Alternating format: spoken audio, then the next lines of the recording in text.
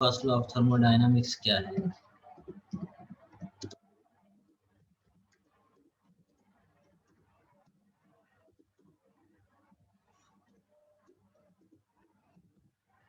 First law of thermodynamics क्या होगा? First law of thermodynamics आपके पास होगा W is equal to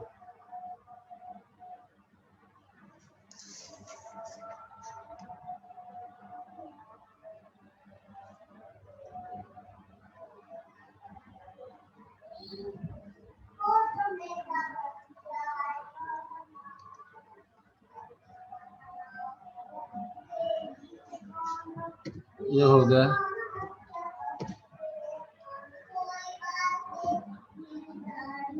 chain in energy is equal to Q minus W, इसके equal होता है। अगर इसके इक्वल है तो इसका मतलब ये है कि हम इसको देख के इसको कैसे डिफाइन कर सकते हैं? हम इसको डिफाइन कर सकते हैं कि the net energy change of a close system is equal to the heat transfer to the system minus the work done by the system. यानी आप क्या कह सकते हैं, नेट एनर्जी का मतलब क्या है कि आपके पास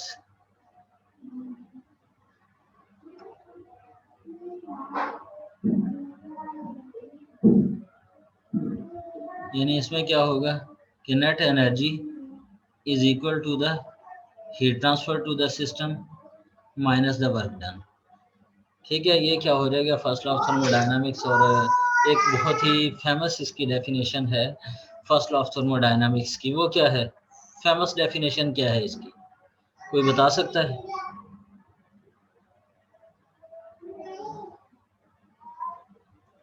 अभी क्लास में आप लोग सारे मौजूद भी हैं या नहीं? Energy neither created not be destroy but it can change from one form to another, है ना? ठीक है, यानी यस सर।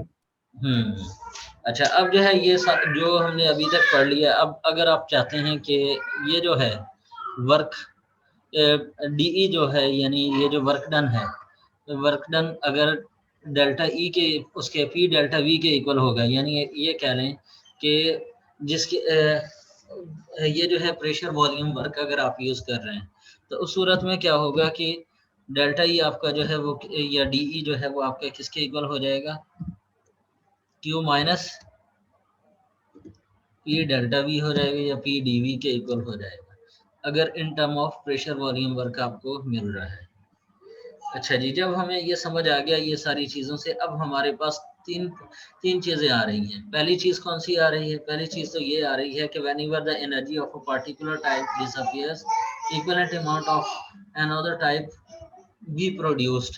कि इससे हमें क्या पता चल रहा है कि अगर एक टाइप की एनर्जी खत्म हो रही है तो दूसरे टाइप की एनर्जी आ जाती है। फर्स्ट लॉ ऑफ थर्मोडायनामिक्स एक तो हमें ये बताता है, it is impossible to construct, it is impossible वाली जो हमने डेफिनेशन कर रहे हैं, उसका मेन मकसद यही है कि अगर एक टाइप की एनर्जी निकल जाती है तो दूसरे टाइप की आ जाती है। ये जो इसका मतलब है one conversion of energy from one form to another. जैसे फॉर एग्जांपल आप क्या करते हैं, फॉर एग्जांपल के अगर आपके मुंह के ऊपर मैं थप्पड़ मारता हूं तो मेरा हाथ का हरकत करना जो है वो मैकेनिकल एनर्जी है। उसके नतीजे में आपके गाल में जो हीट प्रोड्यूस होगी वो हीट एनर्जी हो जाएगी। यानी जिस अमाउंट से मैंने आपके ऊपर मैकेनिकल वर्क किया, मैकेनिकल एनर्जी आपको दी, ट्रांसफ़र करवाई, उसी एनर्जी से उसी एक दूसरी टाइप की एनर्जी जो है वो आपको मिल गई, जिसको आप जो हीट की फॉर्म में प्रोड्यूस हुई। या इसके अलावा आप बहुत से काम ऐसे चेक कर सकते हैं कि जिसमें आप एक टाइप की एनर्जी देते हैं और उसके नतीजे में उसी अमाउंट में दूसरे टाइप की एनर्जी निकल जाती है। अच्छा, फिर दूसरे तरीके से हम इसको कैसे डिफाइन कर सकते हैं? Total energy of the system and surrounding remains constant. कि टोटल एनर्जी सिस्टम की और सराउंडिंग की दोनों की क्या होती है? हमेशा कांस्टेंट रहती है। तीसरा क्या है? It is impossible to construct a perpetual motion machine that can produce work without spending energy on it. लेकिन अगर देखा जाए तो इससे हमें हमारे जहन में एक और आइडिया आना चाहिए, वो ये है कि कोई भी ऐसी मशीन नहीं है जो 100% हमें वर्क देती है, जिसके बारे में हम डिटेल से पढ़ेंगे सेकंड लॉ ऑफ थर्मोडायनामिक्स के अंदर। अच्छा, अब अगर हम बात करते हैं इनके केसेस की, फर्स्ट लॉ ऑफ थर्मोडायनामिक्स के, तो इसके अंदर मुख्तलिफ केसेस हो सकते हैं, जैसे आइसोथर्मल प्रोसेस हो गया,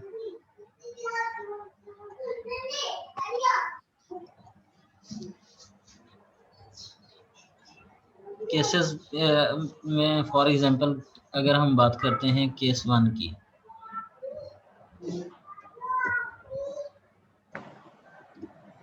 केस 1 जो है वो है आइसोथर्मल। आइसोथर्मल अगर होगा तो इसका मतलब ये हुआ कि इसके अंदर चेंज इन एनर्जी जो है वो 0 के इक्वल होगा, यानी इसके अंदर क्या होगा, चेंज इन एनर्जी 0 के इक्वल होगा। अगर हम यूज करते हैं फर्स्ट लॉ ऑफ थर्मोडायनामिक्स की ये वाली इक्वेशन, Q माइनस W वाली, तो इसका मतलब ये हुआ कि डेल्टा E जो है वो 0 है, तो इसका मतलब ये हुआ कि आपकी जो इक्वेशन बन रही है वो Q माइनस W है। अगर हम W और Q तो ये वाली जो इक्वेशन बनेगी वो कुछ इस तरह की बनेगी, Q is equal to W। Excuse me sir पीछे से बहुत शोर आ रहा है, कुछ समझ नहीं आ रहा। अच्छा, अब नहीं आएगा। अच्छा, Q is equal to W, ठीक है। आया समझ कैसे आया Q is equal to W?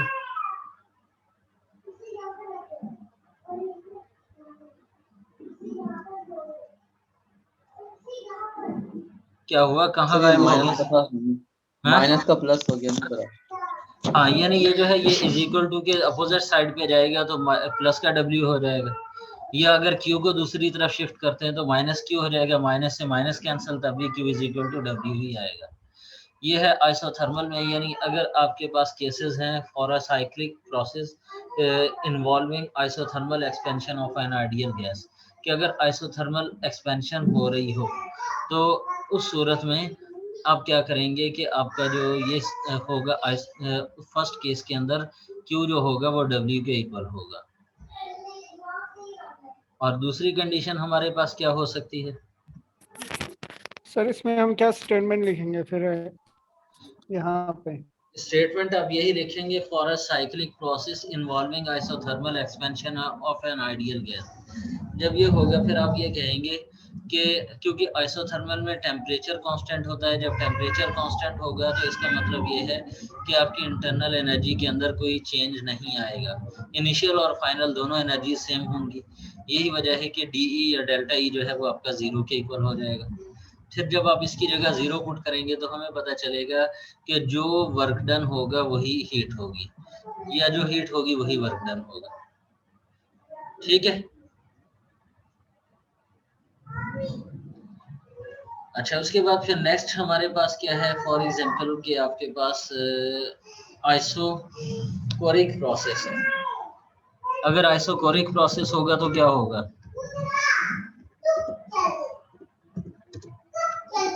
Volume constant होगा सर। हाँ, वॉल्यूम कांस्टेंट होगा।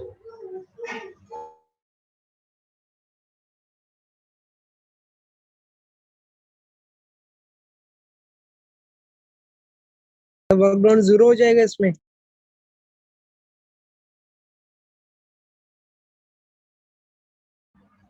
हाँ, क्या कह रहे हैं सर जी जी? वर्क डाउन इसमें वर्क डन 0 हो जाएगा इसमें। वर्क डन इसके अंदर 0 हो जाएगा, क्यों? क्योंकि वॉल्यूम कांस्टेंट है, कुछ वर्क ही नहीं होगा, सिस्टम जहां पर है वहीं रहेगा। हाँ बिल्कुल, क्योंकि इसके अंदर आपके पास क्या होगा, DV जो है वो आपका क्या होगा, 0 होगा, ठीक है। यानी अगर हम यूज करते हैं ये वाली इक्वेशन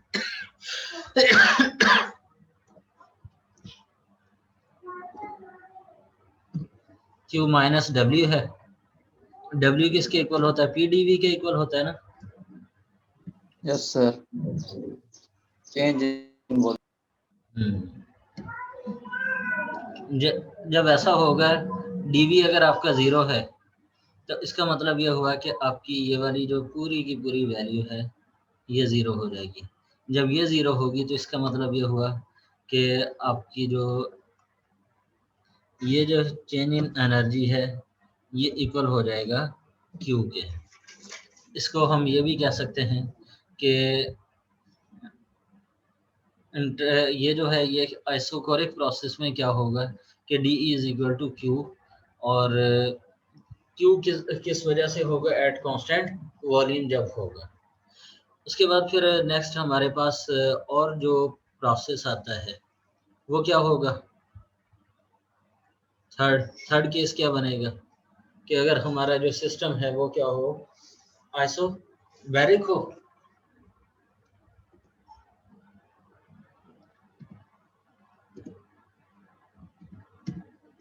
सर कुछ भी समझ ही नहीं आ रहा। यस सर, कुछ भी समझ नहीं आ रहा, प्लीज सर। क्यों, इसमें क्या मसला है? ये सारी वो चीजें हैं जो आप फर्स्ट सेमेस्टर में पढ़ चुके हैं, इसमें तो कुछ भी नया नहीं है। मैं सिर्फ इसको फर्स्ट लॉ ऑफ थर्मोडायनामिक्स के ऊपर अप्लाई कर रहा हूँ कि डेल्टा ई जीरो होगा तो फिर आपकी ये इक्वेशन बनेगी। मैंने सिर्फ आपको सर ये आपने जो स्टार्टिंग से पढ़ाया है वो समझ नहीं आया, ये तो फिर आ रहा है। स्टार्टिंग में मैंने आपको ये कहा है कि फर्स्ट लॉ ऑफ थर्मोडायनामिक्स की इक्वेशन ही बताई है, और मैंने ये बताया कि अगर in term of pressure volume work हो तो W की जगह P dV आ जाएगा। और इसमें क्या है ये बताएं। हाँ जल्दी से बताएं इसमें और क्या है। क्या हुआ मोहतरमा, अब तो खामोशी हो गई।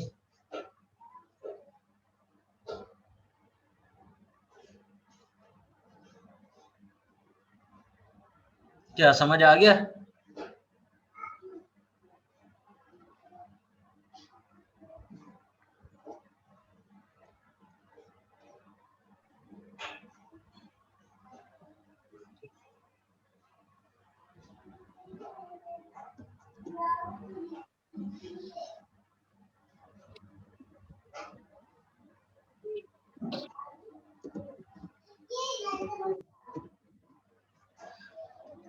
अच्छा, आइसोबैरिक प्रोसेस जो होता है इसके अंदर क्या होता है, क्या कांस्टेंट होगा?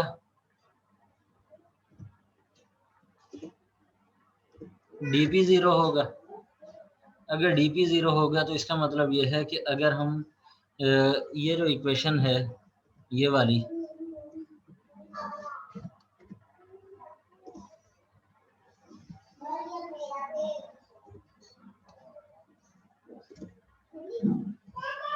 ये वाली इक्वेशन यूज करें तो इसके अंदर क्या चेंज आना चाहिए?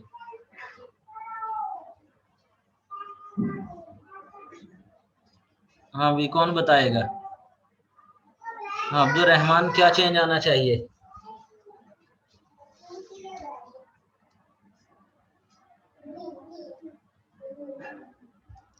गजाला अब्बास, आप बताएं क्या चेंज आना चाहिए इस इक्वेशन के अंदर अगर आपका चेंज इन प्रेशर जो है वो जीरो हो तो? सर पी जीरो हो जाएगा। क्या? पी डीवी जीरो हो जाएगा। नहीं ना, डी इक्वल टू क्यू आ जाएगा। इसके अंदर कोई चेंज नहीं आएगा। उसकी वजह यह है कि हम कह रहे हैं dp is equal to zero, P zero नहीं कह रहे। यहाँ पे तो कांस्टेंट प्रेशर यूज हो रहा है, ठीक है ना। यानी ये जो आपके पास है यहाँ पे ये कांस्टेंट प्रेशर यूज हो रहा है। अगर dp होता है यानी चेंज इन प्रेशर होता फिर ये जीरो होता, इसलिए ये इक्वेशन सेम एज ऐसी ही रहेगी, इसके अंदर कोई चेंज नहीं आएगा।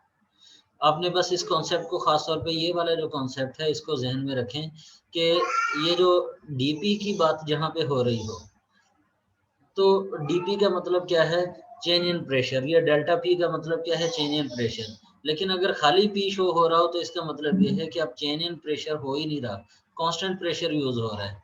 जब कांस्टेंट प्रेशर यूज हो रहा है तो फिर ये जीरो नहीं होगा, ठीक है ना। ये वाला कॉन्सेप्ट समझ आ रहा है या नहीं कि चेंज इन, यस सर। वो कैसे, डीपी चेंज इन प्रेशर का मतलब क्या है?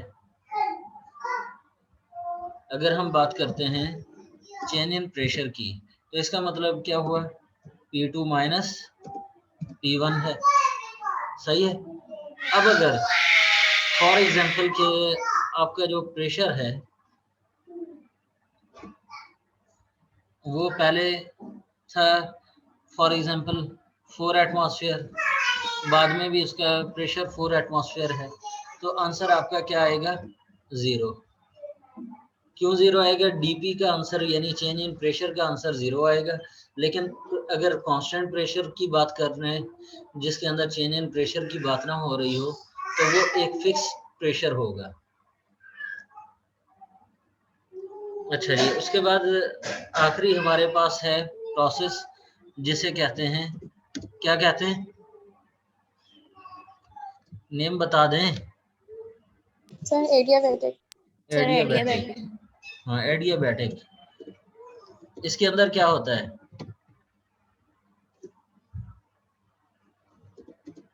नो हीट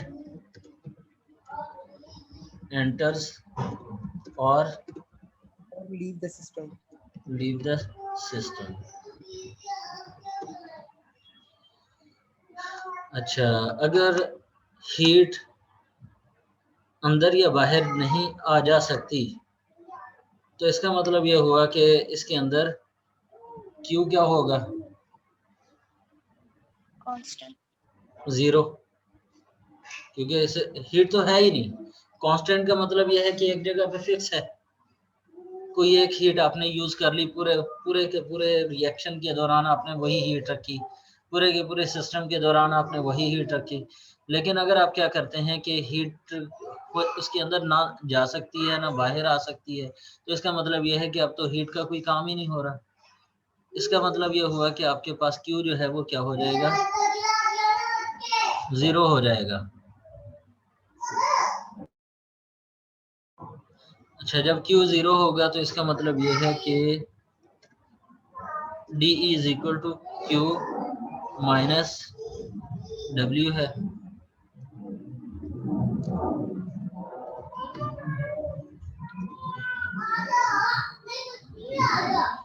अच्छा, अगर ऐसा होगा तो इसका मतलब ये है कि हम इसको लिख सकते हैं DE is equal to 0 minus W, यानी इसका मतलब ये हुआ कि जो भी वर्क होगा वो इंटरनल एनर्जी की वजह से ही होगा।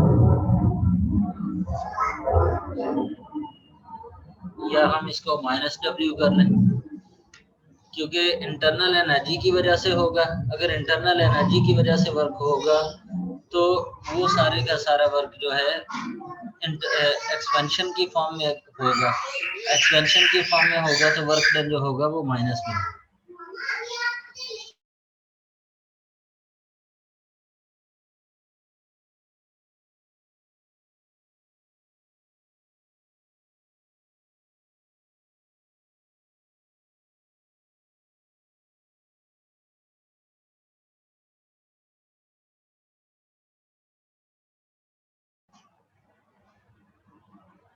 ठीक है, समझ आ गया सबको? ये चारों के चारों प्रोसेस और इनके अगर हम फर्स्ट लॉ ऑफ थर्मोडायनामिक्स के ऊपर अप्लाई करें